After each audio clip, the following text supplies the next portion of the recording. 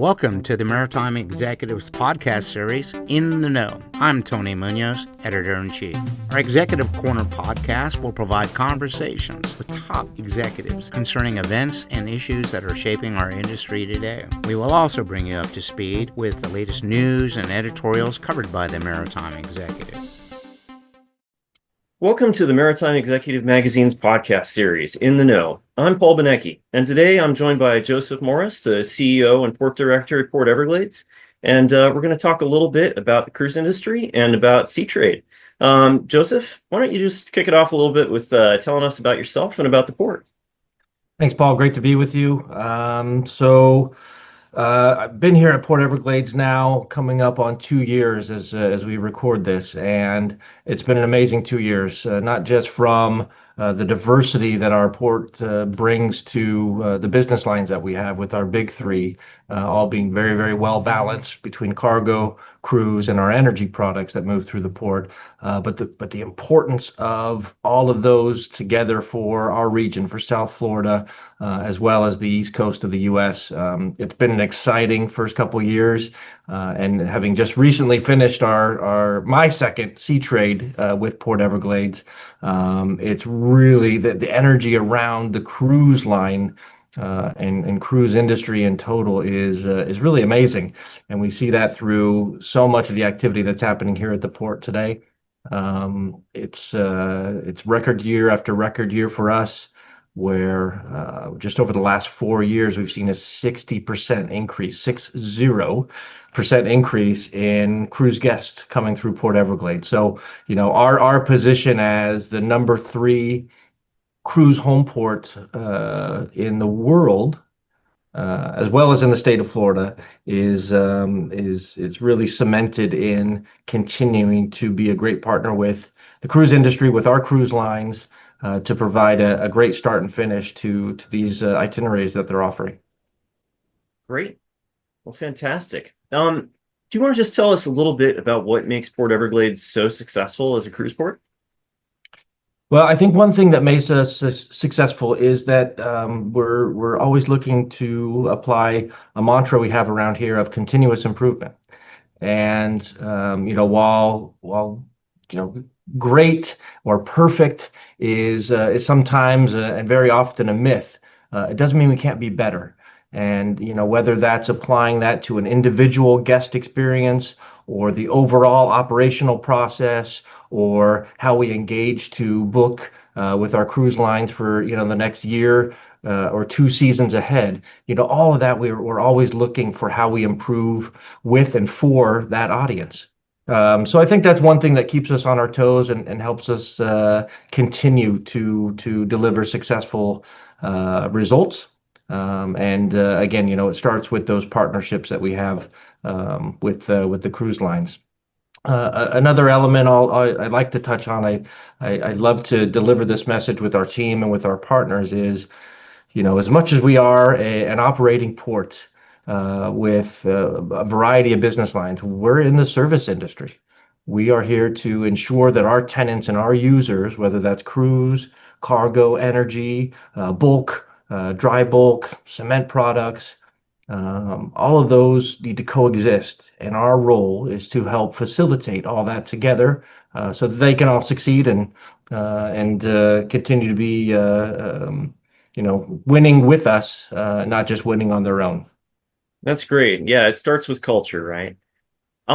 So what are cruise lines looking for in the years ahead, and what is Port Everglades planning to do to help them out? So we have seen that tremendous growth of 60% over the last 4 years, and with that, we're able to learn. And like I said before, with continuous improvement being sort of at the core of how we approach things on a day-to-day, week-to-week, and looking beyond year-to-year perspective, it gives us a great opportunity to apply our market assessments and our master vision plan into what's next for us. So a few things that we've identified is the need for additional parking garages. Again, 60% growth. We've seen a tremendous impact to the number of drive-in cruise guests that we have.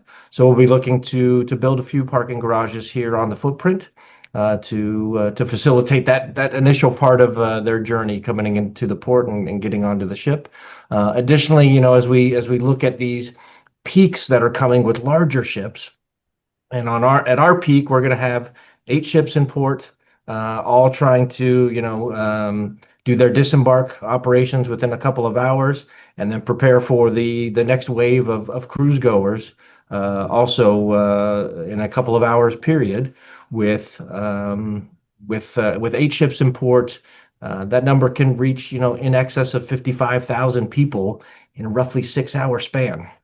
So as we look to adapt to the shorter itineraries and making sure that those larger vessels and the larger guest quantity that they're bringing is accommodated, we're learning about traffic flow. So we're trying to figure out how do we get a little bit better each time out and make sure that the guest experience is not compromised. Fantastic. It sounds like you go in and your team goes in with a great attitude towards making things better every single time. Part of that culture that we talked about is we have a phrase around here. We say we have good problems. And it does help with the mindset and helps to recognize that problems are opportunities at the same time that they are opportunities for us to succeed. It's an opportunity for us to learn. So put all that together and with a positive mindset, then it makes all the difference. And hopefully we see that continue to trickle down to the cruise guests that are coming through. That's a great message for any organization. That's great. Do you want to tell us a bit about the biggest trends in focus at the Sea Trade Conference and what you're hearing from your clients and customers? So aside from the fact that cruising is still wildly popular and there's still a very strong global and regional market, I was fortunate enough to be on a panel on day one of Sea Trade 2026, which focused not just on destinations with the cruise lines, and they're doing some tremendous work throughout the world, but in particular here in the Caribbean area, where our port has location as a great proximity and driver then for their itineraries that they offer to their cruise guests. But really the theme of infrastructure, right? And again, with tremendous growth that we've seen here just at Port Everglades, we know that the infrastructure demands are very, very real. So our master vision plan helps lay out for the next 5 years and then the 5 to 10 year and 10 years and beyond timeline for what we want to accomplish and quite frankly need to accomplish with our cruise line partners, whether that's parking structures, modernizing cruise facilities, to improve that guest experience and the flow of people as they come off or get ready to board the ships. All of these are where us as the number 3 home port in the world, this is where we know that we can help improve the experience for everybody. So coming up, there's another big conference for you guys this year, the U.S. Travel Association's IPW 2026 conference, and that's for travel buyers. I was wondering if you could tell us a little bit about that and what it means for the port to be able to host that. So Broward County has not only Port Everglades under its structure, but also an entity called Visit Lauderdale. So this is the tourism branch of the county government, and we are so excited to be partnered with them. This is happening really right on the northern border of the port activities in the new expanded convention center for Broward County. And all of that coming to the greater Fort Lauderdale area really delivers a tremendous amount of visibility for the area, for our port. And we know the economic impact of our cruise business as well as our cargo and our energy businesses. But for the tourism industry as a whole, the economic impact, not just during the event, but beyond, because what it does, it gives our area an opportunity to shine and to show what we can do and how we go about doing it. And we're really looking forward to the great collaboration that we know is going to happen here as IPW 2026 approaches us. We've got some great opportunities to really market our our cruise line partners' business. And when you combine that with our proximity to Fort Lauderdale Hollywood International Airport, just 2 miles away, we've got two other major international airports that are within 25 miles. And we've got great connectivity to highway infrastructure to make it easy for guests to get here. And once they're here, I can tell you there's a ton of fantastic restaurants and shopping experiences, as well as sights to see that'll make them want to come back again, I think. Great. And I'm sure at least a few of them will go on a cruise. Wouldn't be at all. That's the goal. That's the goal. So do you want to tell us a little bit about how your team will support that event and engage attendees? So, Paul, the IPW planning has been years in the making, and our team has been involved with that group, the organizers, as well as our local partners on how we're going to be present. So we're excited to be on the forefront of what they're calling the Cruise Pavilion. So this will be essentially a booth or an area of the IPW event that focuses on the cruise industry. So we'll have a presence there. We have some potential for some visits into one of our cruise terminals. These are still some details that are in the works, but we're also looking forward to making some memorable experiences through photo opportunities with the visitors of IPW. Okay, well, it sounds like it should be an exciting event for you guys and a great opportunity.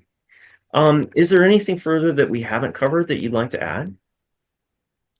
Paul, with all the activity happening around Port Everglades and the greater Fort Lauderdale and Broward County area, we could talk for hours about all the exciting things that are happening. But if I just bring it back to our core, which is making sure that we reinvest in our port to provide the infrastructure for a growing and evolving set of business lines. As we look at the cruise industry in particular, as we've been talking about here today, we know parking garages, traffic flow, and modernizing our cruise terminals are key aspects of how we're going to win with and for our partners going forward.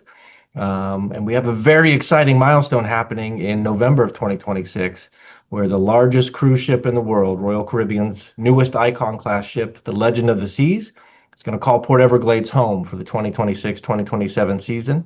And our first real test of modernizing infrastructure and rehabilitating one of our cruise terminals was very successful in recent years with Disney Cruise Line coming on board to Port Everglades.